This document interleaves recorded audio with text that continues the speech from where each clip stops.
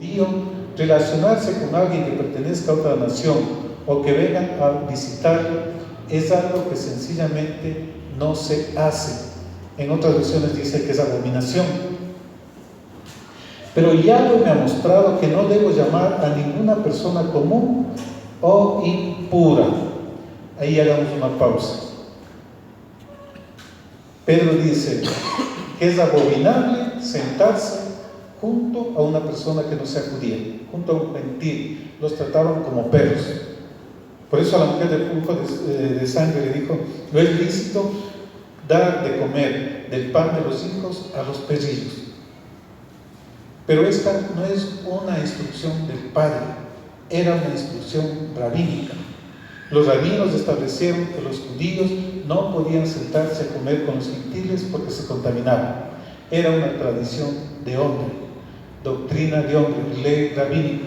Recordemos que en la época del Mesías había la ley rabínica, preceptos, mandatos de los rabinos que ellos ponían sobre la ley del Padre, sobre la Torá. Por eso en Mateo 15, cuando comían sin lavarse las manos, le reclamaron los escribas fariseos: ¿por qué tus discípulos quebrantan la tradición de los ancianos?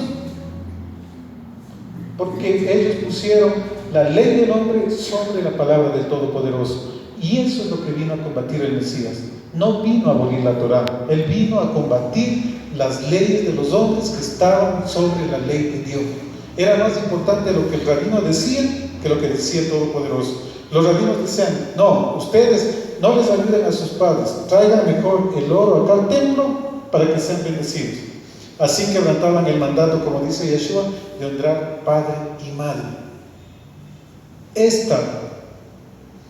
Esto que dice Pedro aquí era una tradición rabínica: no comer con gentiles y ni siquiera comerciar con ellos. Y esto lo hicieron no por malos, sino porque ellos ya habían pasado muchos problemas. Las 10 tribus fueron diseminadas, Judá 70 años llevados cautivos, los ataques de los diversos imperios. Entonces ellos trataban de preservar la pureza, que no se contaminen. No fue hecho de mala intención, pero los cercos que pusieron alrededor de la Torá, ahí hubo la equivocación, que se volvieron más importantes que la Torá del Padre. Pero aquí él dice en el versículo 28: y les dijo: sois perfectamente conscientes de que para un hombre que es un judío relacionarse con alguien que pertenezca a otra nación o que vengan a visitarlo es algo que sencillamente no se hace. Pero Yahweh me ha mostrado que no debo llamar a ninguna persona común o impura. ¿Cuándo le mostró esto? Porque los que fueron a visitar eran gentiles, eran gente de Cornelio, un oficial romano. Le mostró esto en la visión del manto que caía con los animales inmundos, porque le dijo: no llames de inmundo lo que yo he purificado, no llames de inmundo lo que yo he santificado. El manto ese se refiere a naciones, a pueblos que no conocían la Torá, que estaban lejos del Señor. No se refiere a alimentos, porque el contexto no es alimentos, sino la reunión de un judío con gentiles, ¿verdad? Por eso es muy importante que yo lea todo el contexto.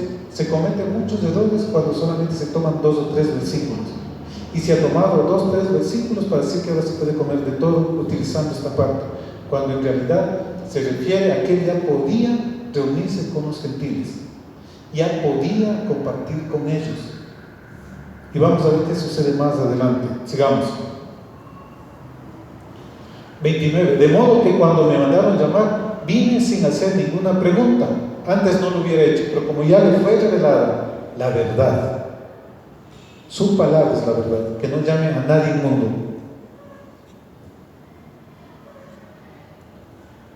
Decidí venir sin hacer ninguna pregunta, decirle: ¿cómo fue que me mandaste llamar? Cornelio le contestó: hace 3 días aproximadamente, alrededor de esta hora, me estaba haciendo las oraciones en mi casa, cuando de repente apareció delante de mí un hombre con prendas brillantes y dijo: Yahweh ha oído tu oración y se acordaron de tus actos de caridad.